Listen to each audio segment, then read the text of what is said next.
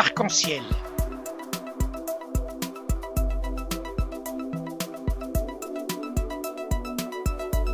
Avec Abdilatif. L'info libre et crédible.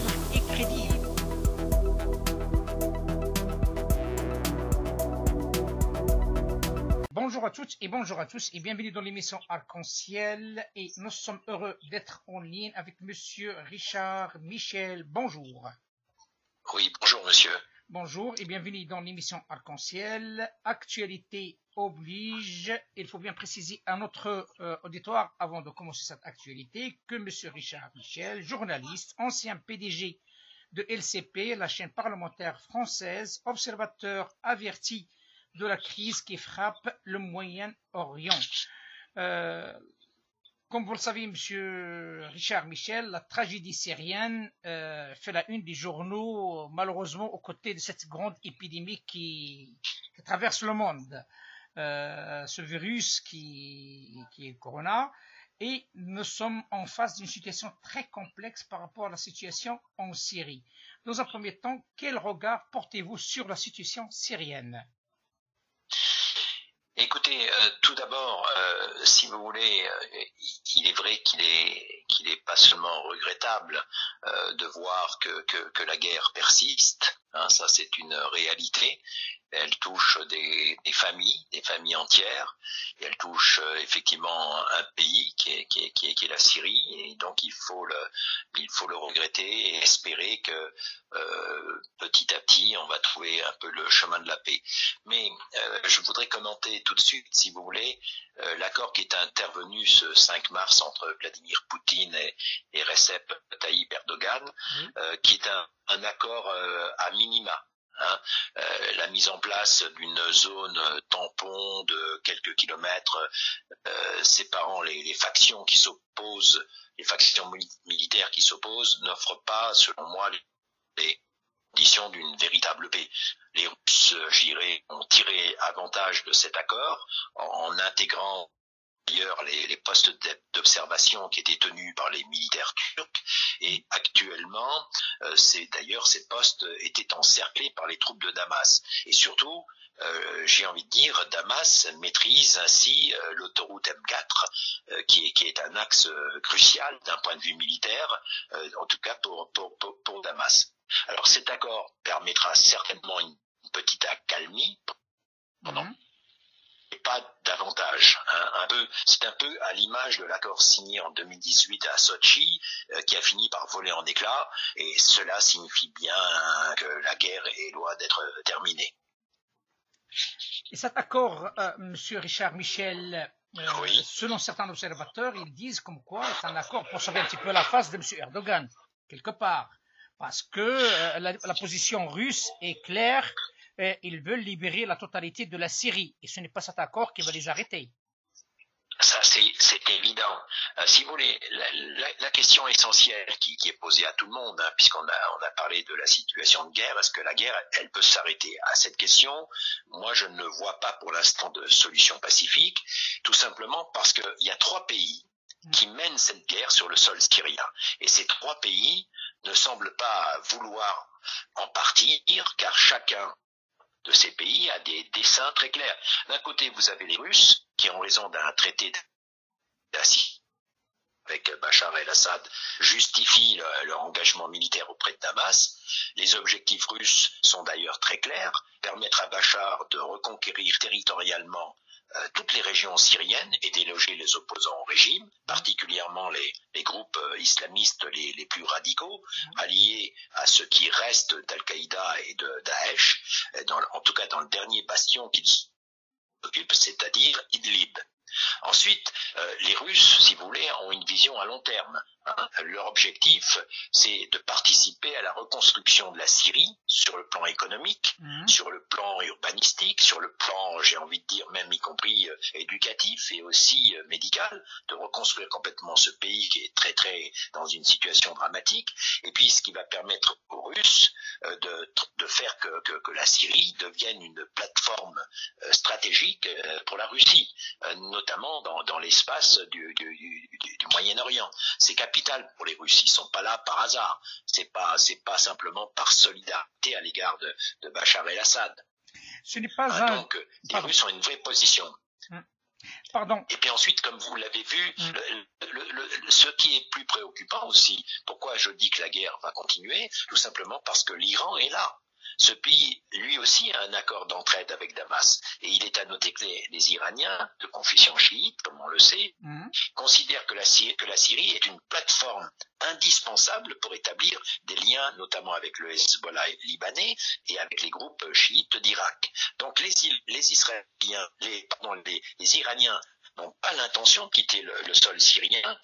Alors c'est vrai que ça déplaît évidemment à Israël, qui s'inquiète de voir l'Iran installer des bases militaires en Syrie, mais ça c'est un fait. Et en troisième lieu qui explique que la guerre peut continuer, c'est que la Turquie est là.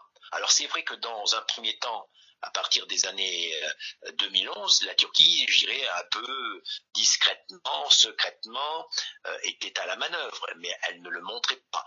Et c'est aujourd'hui, en tout cas, c'est clair et net que la Turquie est présente sur le sol syrien, notamment en défendant pas seulement Idlib, mais aussi ils ont défendu Alep, ils ont défendu tout le nord.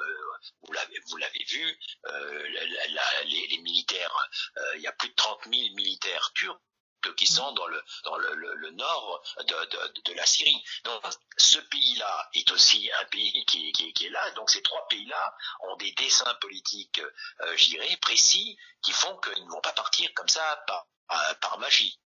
L'accès à la mer, selon vous, ce n'est pas une parmi les priorités qui motivent les Russes à prendre une place en Syrie, parce que c'est un vœu pieux, comme on dit, depuis un certain temps, depuis le XVIIIe siècle, les Russes souhaitent avoir accès à la mer dans cette zone-là.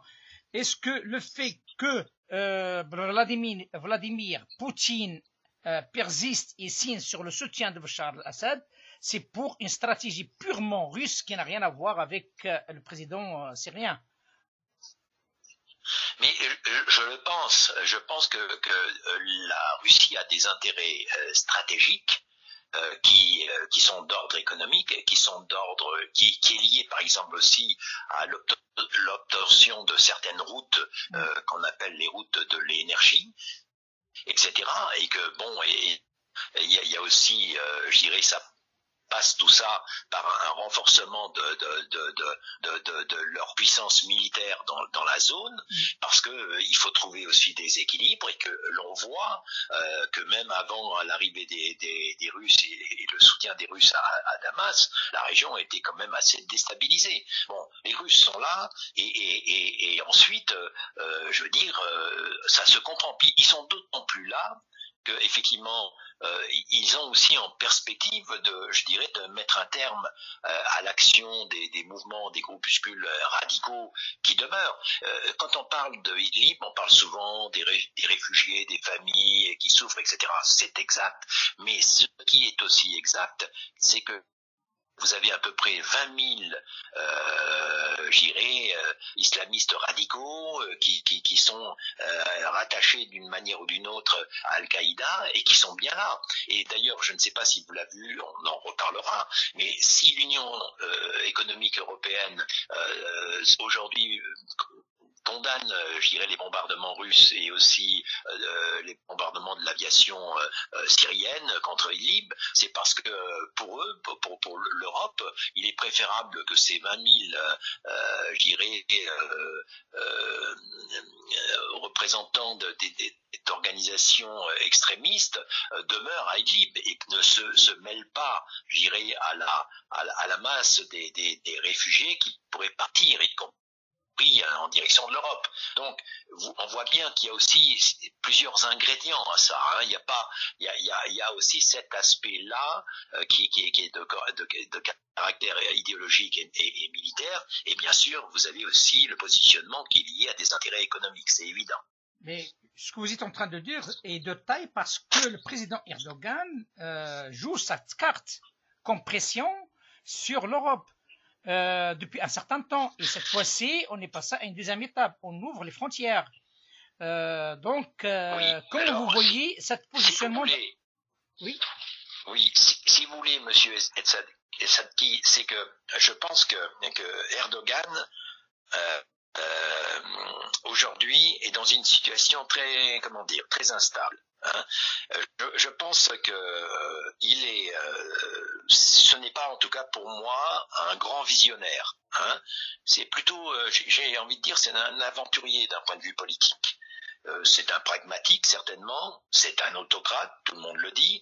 C'est aussi un peu, je dirais, un politicien qui a une sorte de rêve décalé, qui est de redevenir le nouveau grand leader d'un nouveau monde arabo-musulman, mais ce rêve-là ne se fera pas. Hein. Il n'a pas les éléments pour le faire. Hein. Donc, si vous voulez, tout démontre que sa stratégie internationale, s'il en a une, elle est plutôt en train de tourner en rond et qu'elle va être vouée à l'échec. Il y a 4 éléments l'expliquent. Premièrement, il est le jouet de Vladimir Poutine.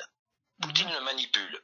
Un jour, il lui laisse quelques passe-droits et signe un accord de circonstance avec lui, et un autre jour, il le met devant les faits accomplis par les offensifs de Bachar el-Assad. Deuxième chose qui vient démontrer qu'il est dans une situation, je dirais, difficile, c'est que l'OTAN, la Turquie appartient à l'OTAN, mais l'OTAN se méfie d'Erdogan car il est trop versatile et en plus qu'il fait du chantage d'alliance. Donc ça, si vous voulez, ça ne fonctionne pas, ça pose des problèmes. Et ensuite, vous l'avez vu, l'Union européenne, par la voix de 14 ministres des Affaires étrangères, a certes condamné les bombardements de Damas, mais en même temps, l'Europe ne tient pas, si vous voulez, à ce que Erdogan continue à faire du chantage politique sur les migrants et les réfugiés. Moi, je ne confonds jamais les migrants et les réfugiés.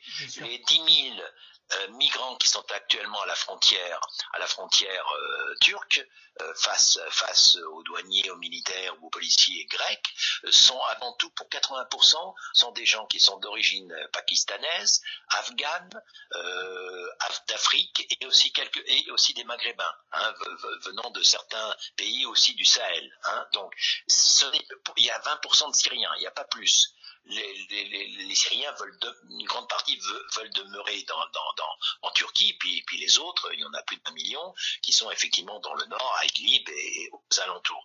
Donc, ce chantage-là, si vous voulez, les Européens n'en veulent pas. D'ailleurs, la présence à la frontière grecque de représentants de l'Union européenne, il y a la décision, en plus de soutenir au sens financier les Grecs pour qu'ils fassent face, démontre que ça ne marche pas.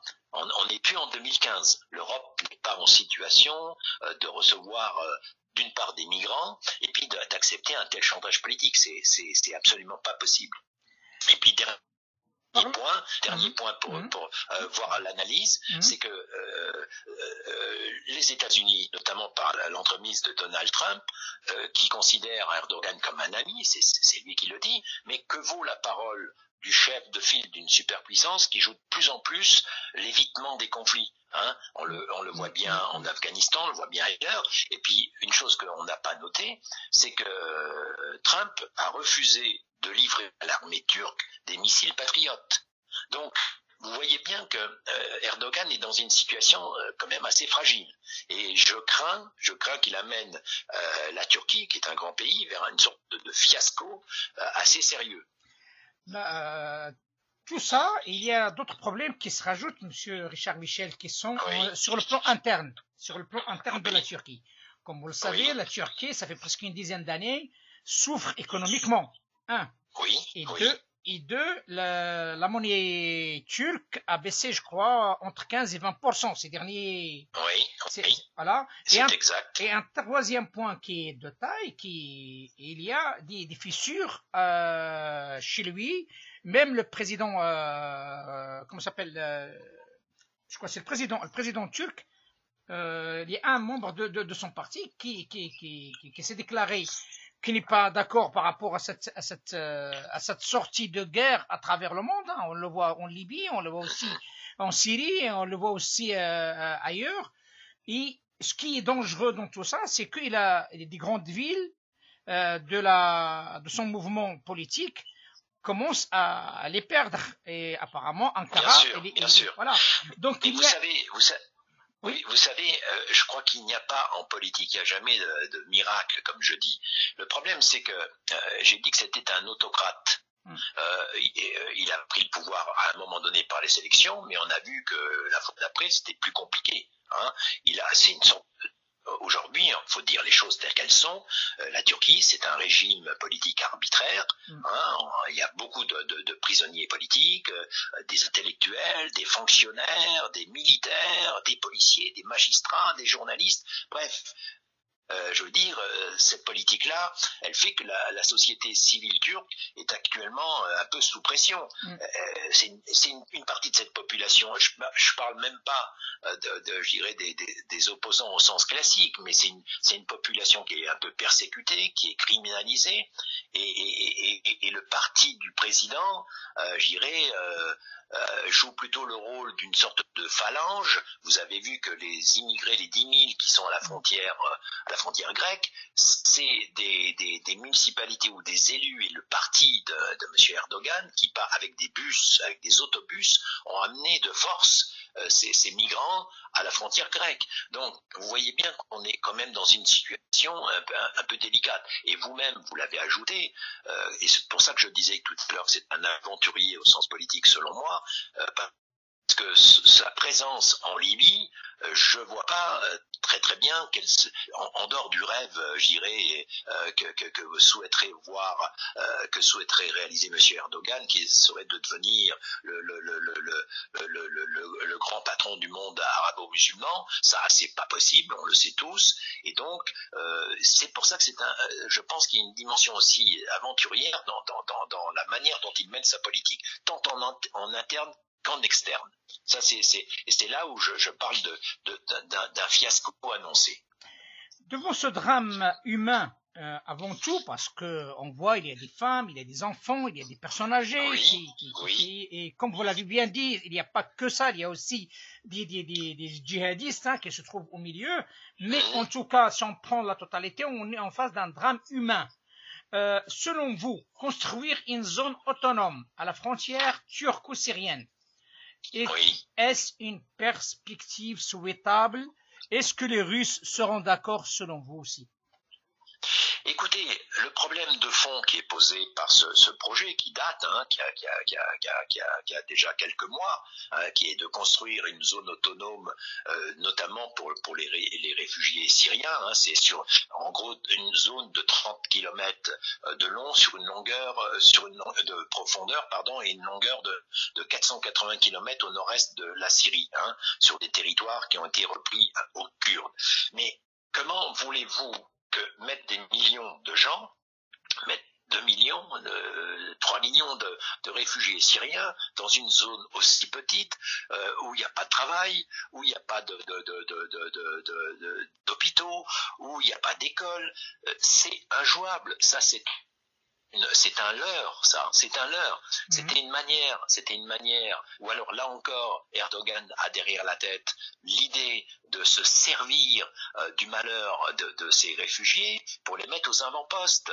Mais je ne pense pas que, d'une part, je ne pense pas que la Syrie acceptera ça, je ne pense pas que l'Iran acceptera ça, et je ne pense pas que la Russie va accepter ça. Donc ça, c'est un projet, je dirais, lunaire, qui ne verra certainement pas le jour.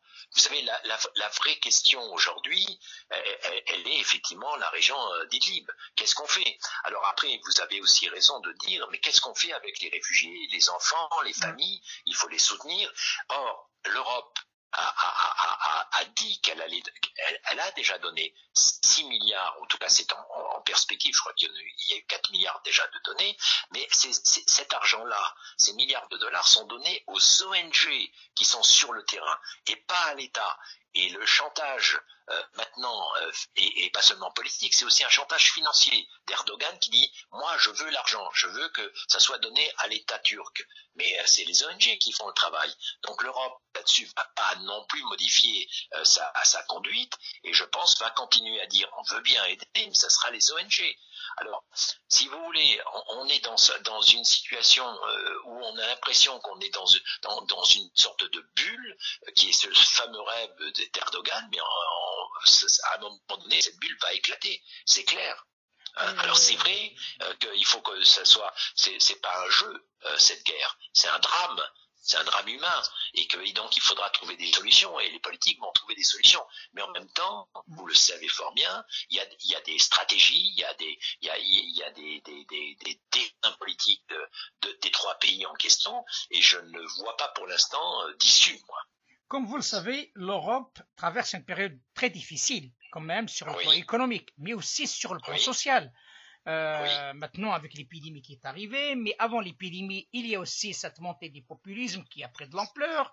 L'Europe, elle est départagée avec plusieurs. Elle est fatiguée quelque part, l'Europe, si on veut, mis à part les signes économiques, mais sur le plan moral, l'Europe est fatiguée. Et ça, on le ressent à travers les réactions de la société, à travers un certain nombre de pays.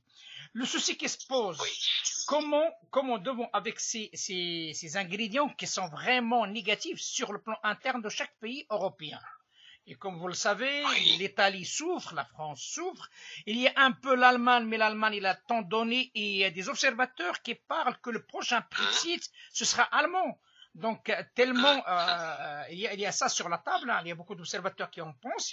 Comment vous voyez-vous ce positionnement de l'Europe par rapport à cette situation tantôt dramatique sur le plan humain, tantôt pose un problème réel sur le plan aussi stratégique de l'Europe, et tantôt surtout sur faire face à un pays, et notamment à une personne qui s'appelle M. Erdogan, qui fait partie de l'OTAN. Ben, écoutez, je crois pour l'Europe, on est à un carrefour politique. Il y a des choix à faire. Alors, vous aurez toujours des commentateurs qui, au nom des droits de l'homme, vont dire il faut ouvrir, il faut accueillir, etc. Mais c'est pas aussi simple que ça. Vous l'avez dit. Hein, il y a des questions sociales, des questions économiques, et puis autre chose qui pèse, parce que notamment certains représentants de l'Union européenne ne le disent pas, mais moi, en tout cas, je pense qu'il faut avoir le courage de dire les choses, c'est que le problème de Idlib, c'est les fameux 20 000, je dirais, djihadistes de groupes quand même, c'est Al-Qaïda, c'est pas n'importe qui, il y a aussi des groupes qui étaient aussi liés à une époque à Daesh, sont là, et qu'il n'est pas question que d'un seul coup, comme en 2015, il y ait un déferlement de réfugiés syriens où se mêleront ce type de personnages. L'Europe a payé cash, je dirais, au niveau des attentats. Et croyez-moi, je pense qu'ensuite il y a un problème politique. C'est vrai qu'il y a deux courants, mais je pense qu'il y a une sorte d'unité de l'Europe qui est en train de se faire. Le fait que la présidente de l'Union européenne et que le président du Conseil des Européens soit le représentant belge soit allé là-bas et décidé publiquement de dire nous allons accorder 700 millions d'euros tout de suite à la Grèce pour comment dire, faire en sorte que les frontières soient solides. Donc il est clair que l'Europe va rester sur cette position-là et que Erdogan est coincé. Voilà, s'il y a bien une situation, le chantage d'Erdogan n'est d'un point de vue moral est scandaleux, mais d'un point de vue pratique ne fonctionnera pas, ça ne va pas se faire, c'est pas possible. Donc il est pris entre deux feux, il est pris entre cette position de principe de l'Europe qui veut bien donner de l'argent aux ONG pour qu'on s'occupe des familles qui sont dans une situation désastreuse, et c'est juste de le faire. Il faut soutenir ces enfants, ces vieillards, ces femmes et les simples, je dirais, citoyens syriens qui sont là. Vous le savez que les gens de Idlib, pour la plupart, c'est pas des gens de Idlib, ce sont des gens qui viennent de la Ghouta, de la banlieue de Damas, qui viennent d'Hérat, qui viennent de Homs, qui viennent de Alep, etc. Donc, c'est des gens qui étaient opposés, mais c'est pas parce que ce sont des opposants qu'on doit pas les aider. Et l'Europe a aussi cette mission d'entraide. Ensuite, c'est clair que c'est à la Russie de mener le là au sens politique et de faire en sorte de faire comprendre à Bachar el-Assad qu'à un moment donné, il n'y a pas que des solutions militaires. Il faut qu'il y ait des solutions politiques, c'est-à-dire que l'État syrien se reconstruise et se reconstruise aussi politiquement. Hein, c'est ça le devenir possible.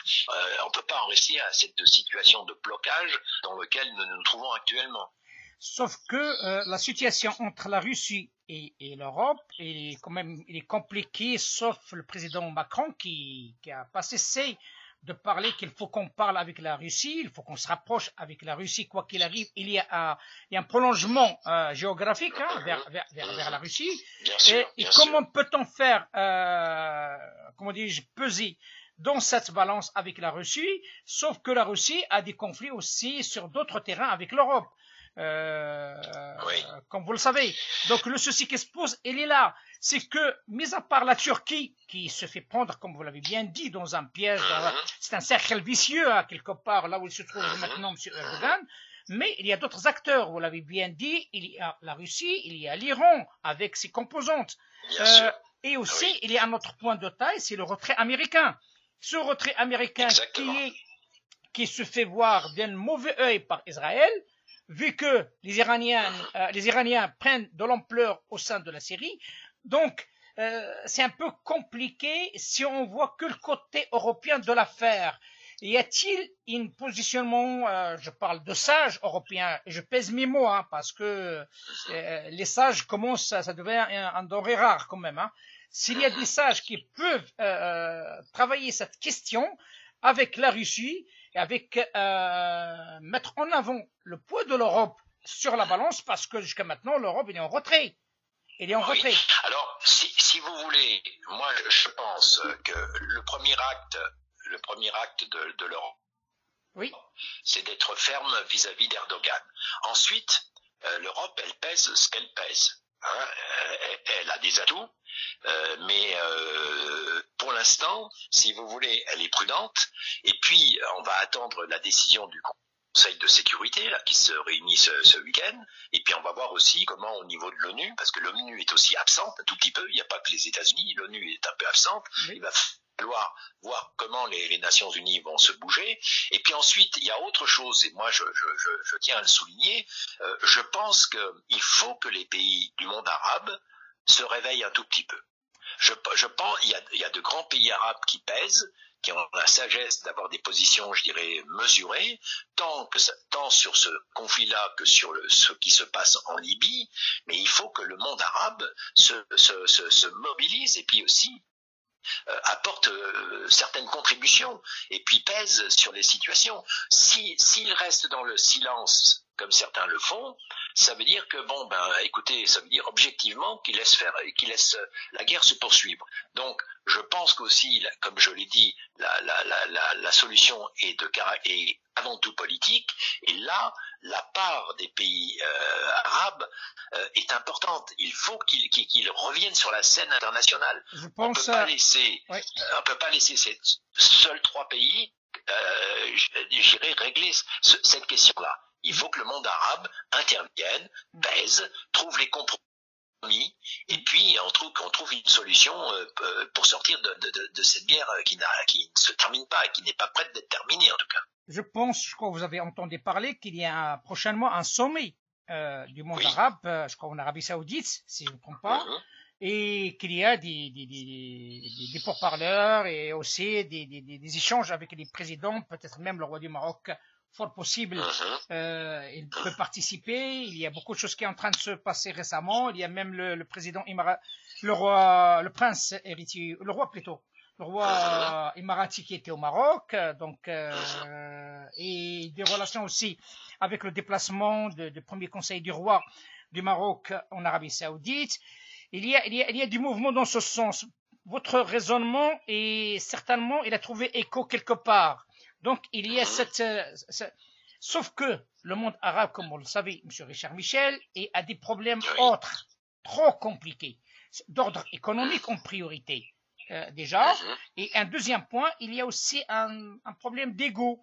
Vous savez comment ça se passe les Arabes, c'est leur défaut majeur, c'est cette histoire d'ego. Donc, espérons-le avec l'arrivée du président algérien, M. Tebboune, et aussi qu'il trouvera une solution sur le plan marocain avec l'affaire du Sahara, et que la guerre au Yémen s'arrête pour qu'on puisse au moins ces pays se focalisent sur cette situation de la Syrie parce que je pense qu'il est plus central plus que d'autres conflits. Je minimise pas les autres conflits, mais ce conflit est réel parce qu'il est au centre de l'intérêt du monde, hein, quelque part, notamment européen et arabe. Sûr. Mais si vous voulez, moi je partage cet avis et vous avez entendu ce que j'ai dit, je préconise que le monde arabe, avec ses propres contradictions, trouve le moyen, si vous voulez, de faire des propositions et ça peut passer de manière... je vois bien, l'Arabie Saoudite a ses parts de responsabilité, le Qatar, les Émirats aussi, mais le Maghreb aussi doit avoir ses propres positions. Les 3 pays du Maghreb, c'est pas toujours simple à faire, mais doivent avoir leur position aussi, parce que vous avez vu quand même ce qui se passe en Libye. Le 5 au soir, quand il y a eu l'accord entre Poutine et Erdogan, vous croyez que Poutine n'a pas parlé de la Libye? Parce que bon, Poutine, il soutient le général Haftar et Erdogan soutient son opposant à Tripoli. Donc ces questions-là sont aussi là. Et donc, si vous voulez, ou alors si on ne fait rien, attendez, la guerre peut s'étendre, elle peut s'étendre encore plus largement. Maintenant, il y a des grands pays, le Maroc est un des grands pays, le Royaume est un grand pays, il faut que l'Algérie se bouge, même si elle a ses problèmes, la Tunisie aussi, mais l'Égypte doit se bouger, la Jordanie doit se bouger, et puis on doit trouver aussi des solutions du côté du monde arabe. Le monde arabe ne peut pas être absent, j'irais, des solutions qui peuvent naître, qu'on peut mettre en place. C'est nécessaire, voilà. C'est vrai ce que vous dites, c'est nécessaire, sauf qu'il y a des erreurs qui ont été commises. Vous vous rappelez la rencontre qui a été faite en Berlin sur la Libye. Oui. Voilà, donc ça c'est des erreurs qui pèsent lourd sur le plan politique et sur le plan diplomatique. Donc il y avait un accord qui a été fait à Skhairat, comme vous le savez. Sur l'histoire de la Libye, il y a un certain nombre. Il y a aussi cette implication des pays du Golfe, dont ça a été reconnu à l'échelle internationale sur des mouvements terroristes, le financement de l'islam politique. Il y a beaucoup de choses qui vont pas. Moi, je pense, il est temps. Depuis un certain temps, comme vous le savez, Monsieur Richard Michel, je travaille sur ce dossier depuis 2015 et j'ai acquis une toute petite minime quand même expérience. Le monde arabe doit se mettre devant sa vérité, devant sa réalité, parce que jusqu'à maintenant il se voit pas dans une glace, hein. Il est toujours il regarde autre que son visage, et il est temps que le monde arabe se positionne une bonne fois pour toutes, soit par rapport à une démocratie déjà interne par rapport à leur population. Comme vous l'avez bien dit, s'il n'y a pas une stabilité politique, économique dans ces pays arabes, les décideurs n'ont aucune légitimité. Ben ça si vous voulez, c'est important, et cette même question, je ne l'oppose pas, mais je pense que l'Union européenne a les mêmes problématiques que le monde arabe. Il faut que le monde arabe, comme l'Union européenne, pèse sur les 3 pays, pèse aussi par rapport aux États-Unis. Moi, je ne suis pas, partisan de suivre Monsieur Trump en permanence, hein, donc je pense que la France, notamment la France, doit un tout petit peu se désengager de cette politique qui est celle de Trump. Il ne s'agit pas de rentrer encore plus dans la guerre, mais au moins d'apporter une contribution par le biais de la diplomatie, par le biais de projets à soutenir, pour que l'on trouve, je dirais, des solutions pour faire en sorte que la Syrie, que le peuple syrien puisse se retrouver et que l'on puisse trouver en tout cas une certaine stabilité et un soutien. Parce que la Syrie en guerre, c'est le Moyen-Orient qui est en guerre pour moi. Ça, voilà. C'est sûr. Les choses sont claires. Alors après, bien sûr, je ne dis pas que c'est facile. Hein, la présence iranienne en Syrie, avec la volonté, parce que on n'en parle pas, mais il y a toujours, je dirais, le conflit israélo-palestinien qui est là. qui menace. On voit bien que certaines positions, je dirais, un peu radicales de la part de Monsieur Netanyahou font que bon, ça ne permet pas de trouver des solutions non plus. Donc, on est quand même dans un, comment dire, dans une sorte de processus plutôt de guerre que de paix. Et plus on ne parlera plus, le monde arabe, plus l'Europe ne parlera pas, eh bien ça facilitera, je dirais, la situation dramatique dans laquelle on se trouve là. Quelques observateurs, M. Richard Michel, parlent pas d'une guerre globale, ils parlent de guérilla quelque part, c'est des foyers de guerre par-ci, par-là. C'est même pas une guerre comme auparavant, donc une guerre par exemple entre le monde arabe et Israël à l'époque, des guerres au sens propre du terme. Là, on est sur des foyers qui sont dispatchés par-ci, par-là, et pour éteindre un feu, et on voit c'est les mêmes qui font la guerre, sont les mêmes qui font la guerre ailleurs avec d'autres. Vous voyez, c'est un peu compliqué. Donc, on voit qu'il y a un accord entre la Turquie et les Russes, et en même temps, il y a une guerre en Libye entre les milices russes et les milices turques. Il y a tout ça. Moi, je pense, il est temps, quoi qu'il arrive, que ce qu'on peut dire sur la Syrie ou sur le président syrien. Il faut ouvrir un dialogue avec le président syrien, parce que jusqu'à maintenant, il a tenu bon. Jusqu'à maintenant, il a tenu bon, malgré ce qu'on peut dire, et je pense l'Europe a changé d'avis récemment par rapport au président syrien. Il n'est plus la condition, il faut qu'il quitte le pouvoir. Maintenant, tout le monde parle comme quoi il est temps de trouver une solution avec ce monsieur et mettre les Russes devant leurs responsabilités historiques. Si ça doit si vous voulez, sur cette question, moi, tous les diplomates le disent, pour faire la paix, il faut que tout le monde se mette autour de la table. Exact. Et quand je dis tout le monde, y compris Bachar el-Assad. Et donc, moi, je ne vois pas pourquoi on ne dialoguerait pas non plus avec lui. Et il est là. Bon, on peut l'accuser de telle et telle chose, mais c'est lui. Il est présent. Et ensuite, il a des alliés. Donc, on est bien obligé de discuter avec tout le monde quand on veut faire la paix. Voilà. Donc, si vous voulez, moi, je pense que j'écarte pas, en tout cas, cette hypothèse-là. Maintenant, après, encore une fois, la question aujourd'hui qui est posée, c'est qu'il y a un abcès qui s'appelle Idlib, et que je ne vois pas comment à la fois la Russie et l'Iran vont pouvoir accepter avec Bachar el-Assad, bien entendu, vont pouvoir accepter que cet abcès demeure et que voilà. Donc la zone tampon de l'accord de jeudi soir, j'ai envie de dire, c'est dérisoire. Ça va permettre une petite accalmie, mais au demeurant, les choses sont là. Je pense que la volonté de Bachar el-Assad et de ses alliés, de ses deux alliés, c'est-à-dire la Russie et l'Iran, c'est de pas accepter que cette partie du territoire soit occupée par des militaires turcs et par 20 000 djihadistes. C'est évident.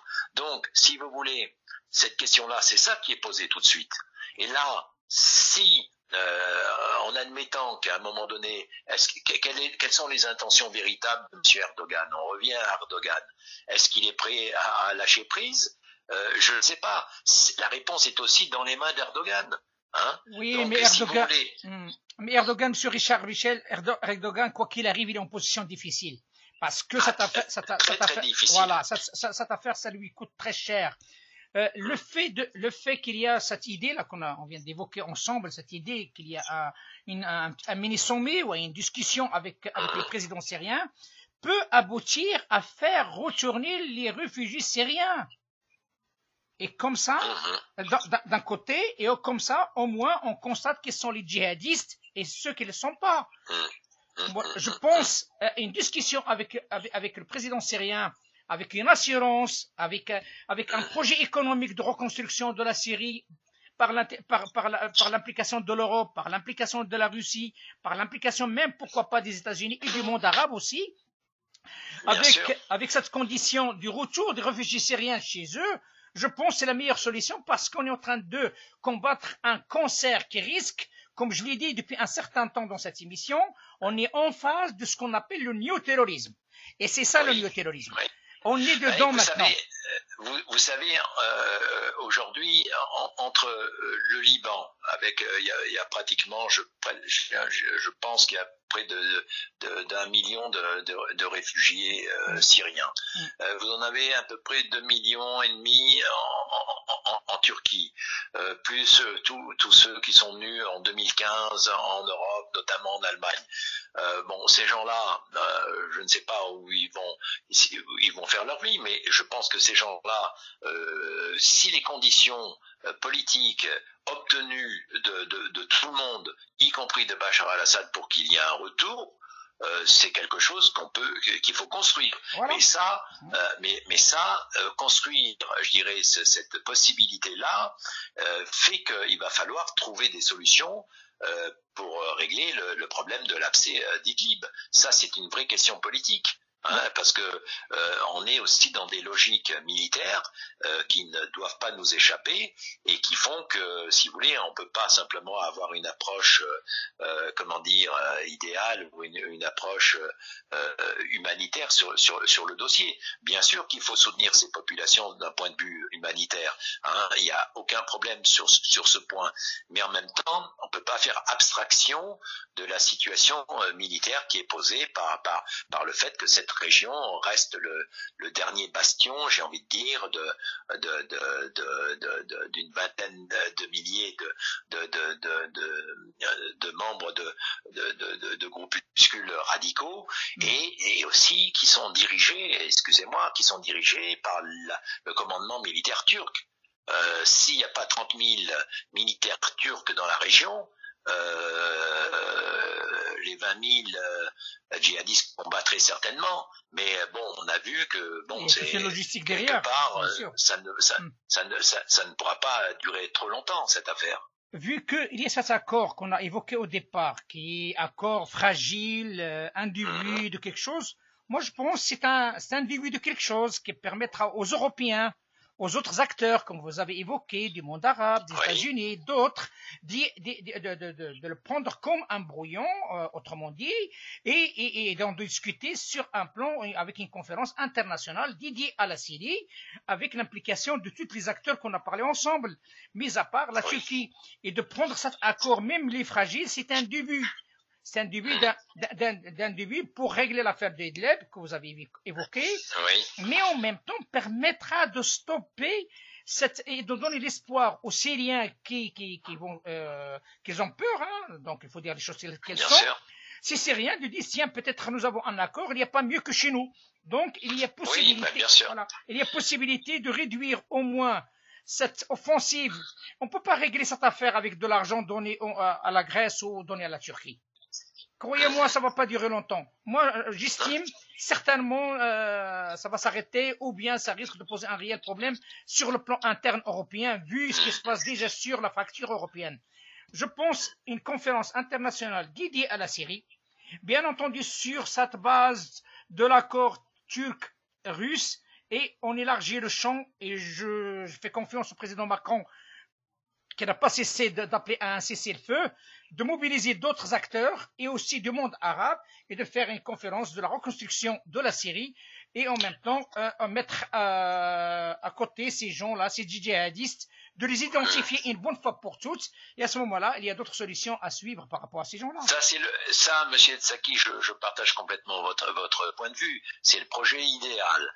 Mais l'histoire, si vous voulez, démontre que ce type d'accord, effectivement, quand on a la volonté politique d'aller vers le projet que vous dites, a du sens. Mais vous avez bien vu, y compris en Afghanistan, récemment, les États-Unis ont signé un accord avec certains représentants des talibans.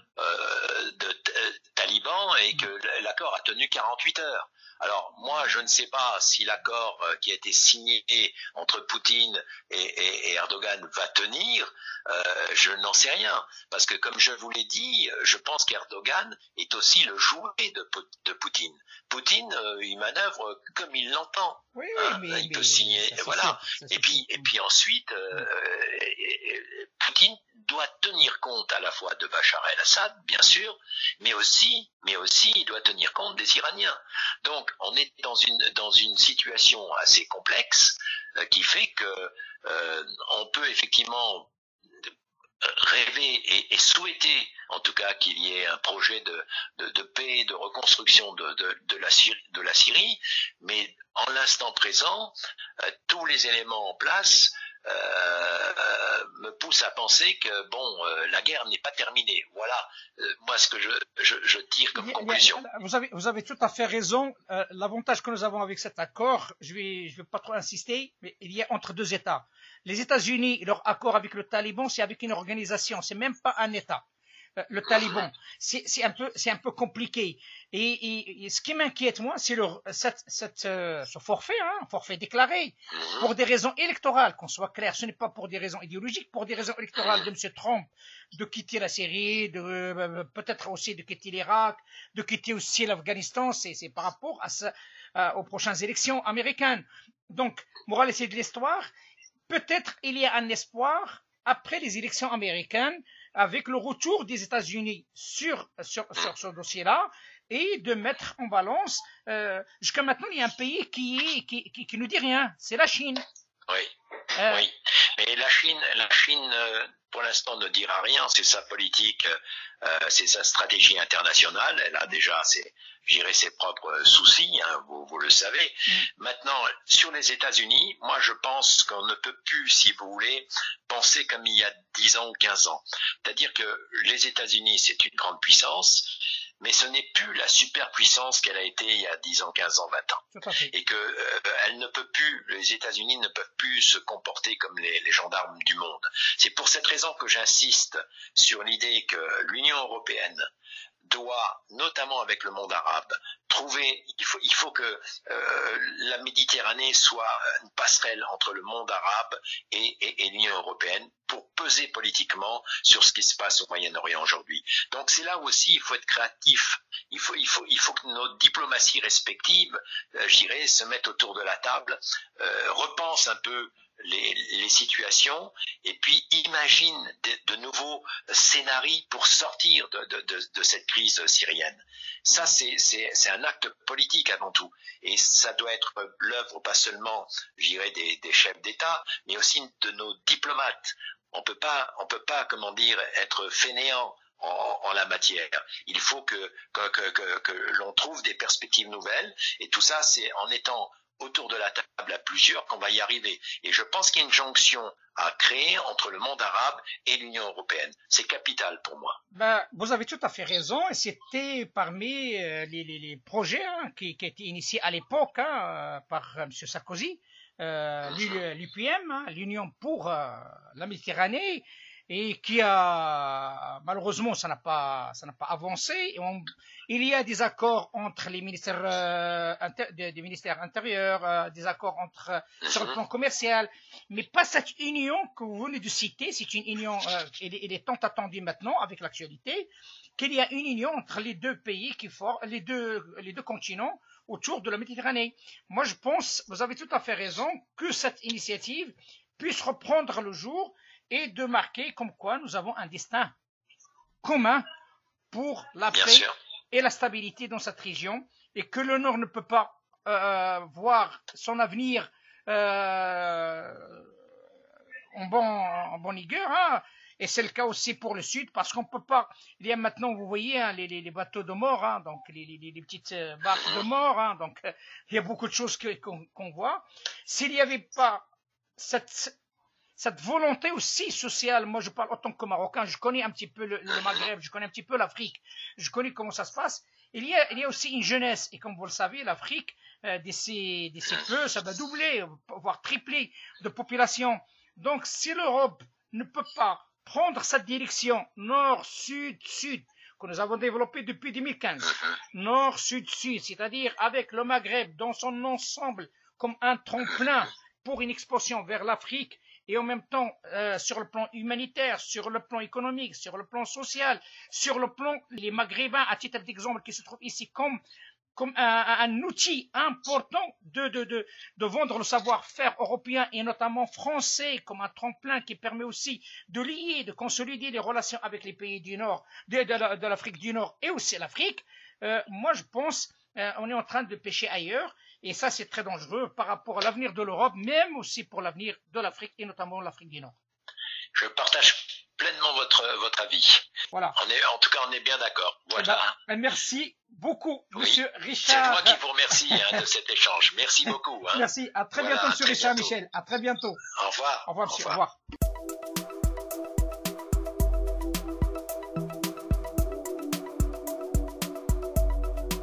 Arc-en-ciel.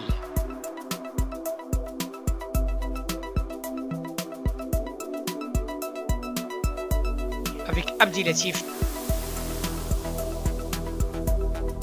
L'info libre et crédible.